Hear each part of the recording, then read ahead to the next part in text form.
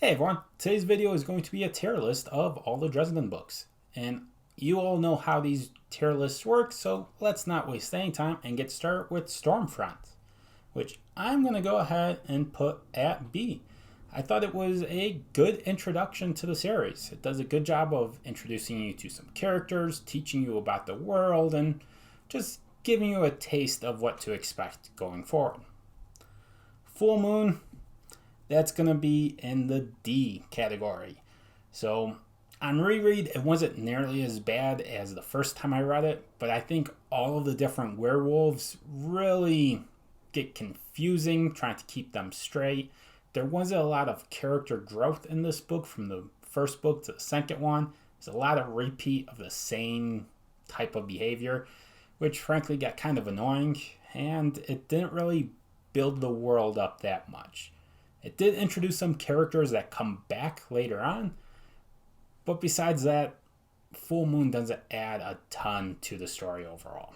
Now for book 3, Grave Peril, that's going to go in the B category, and I'm going to move that in front of Stormfront, if for no other reason than it introduced Michael to the world. And Michael is one of my favorite characters in fantasy. Summer Night, this is going to be C category. So I liked Summer Night in that it really tied together the storyline from the first 3 books, and Murphy and Dresden finally start working together without her wanting to arrest him or without her being in a coma the whole book. But the action scenes, I didn't really like how they were being written, and I felt he still had some growth as a writer to do. I also remember having a hard time keeping track of all the winter and summer politics and the different lady, queen, and the knights, and it was just too much thrown at me at one time. Book 5, Death Masks, I'm going to move this up to A tier. This introduced one of my favorite bad guys in the series, and there's just a lot going on in this book. Book 6, Blood Rights, I'll put this down at the D category with Full Moon. I will put it a little bit above Full Moon. It had some cringeworthy moments in it.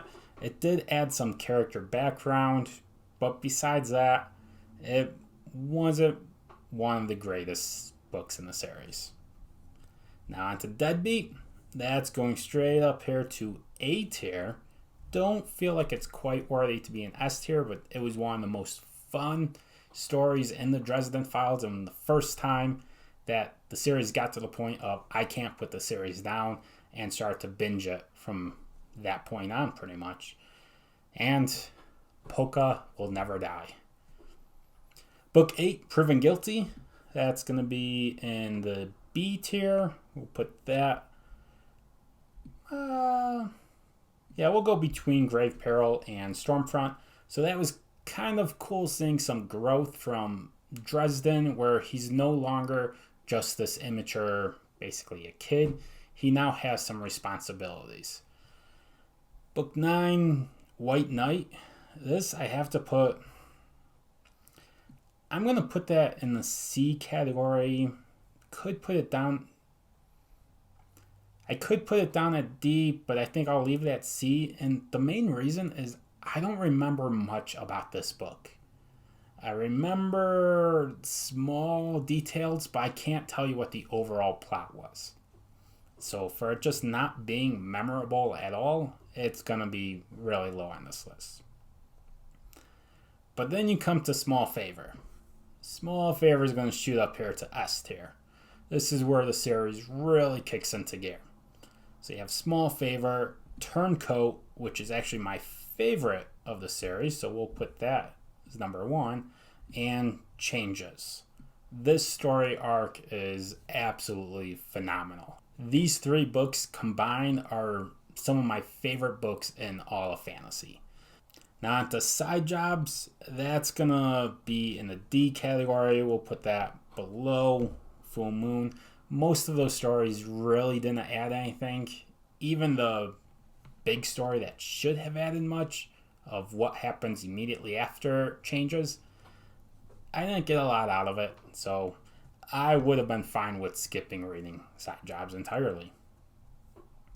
Ghost Story. We'll move that to A category.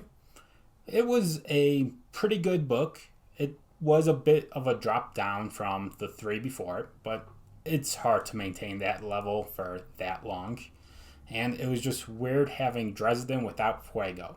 It was a very unique story, which is nice because it keeps the series fresh as a whole. It doesn't get stale just doing the same thing book in and book out, which earlier in the series you could argue that's what it was doing. It was very episodic. This point in the series, it's no longer episodic, and this was a nice change of pace.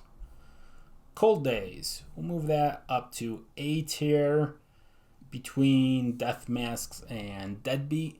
This had one of the saddest character moments, although I should say the story arc, the S tier, the consequences in each of those stories is incredible. You really start to see Dresden having to pay a price for not being perfect. For any mistakes he makes, there's going to be consequences. Things aren't always going to work out for him. Back to Cold Days, again, there's consequences to not doing things just right and not being perfect. Any mistakes or any wiggle room he leaves for his enemies, they're going to take advantage of that.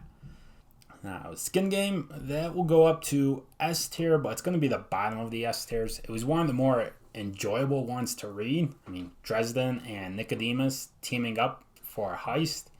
What's not to love about that? However, at the end, it was revealed that Dresden keeps a secret from the reader, which I hate when that's done in first person. I feel like the person's lying to me at that point. I'm seeing things through his eyes. He shouldn't be able to keep secrets. Briefcases, we'll put that as a C between Summer Night and White Night. It had some good stories in it, had some fun stories, had some stories that didn't really do much. So I enjoyed reading Briefcases, but doesn't add too much to the series. And then Peace Talks, we'll put this as a B in front of Grave Peril. A lot of build-up, but you can tell that Peace Talks and Battleground were supposed to be one book, and Peace Talks is the setup. So he did a good job of converting it into its own book, but there's definitely not as much tension as there would be in the other books up to this point. Battleground, it's going to go up to A tier. Yeah, we'll put it right here.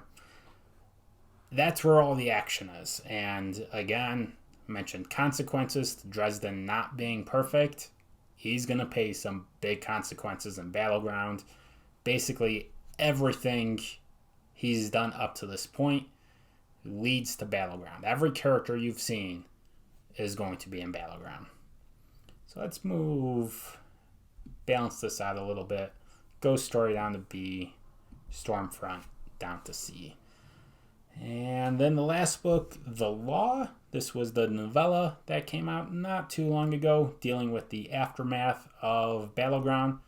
We'll put this as C, next to Stormfront. So it was a good story as far as explaining how Dresden was dealing with the consequences of Battleground and trying to get his life back together and pick up the pieces and carry on. Because after everything happens, that's all you can do is carry on. So this is my ranking of all the Dresden novels. Let me know what you think and which books I placed in absolutely the wrong spot. And until next time, bye.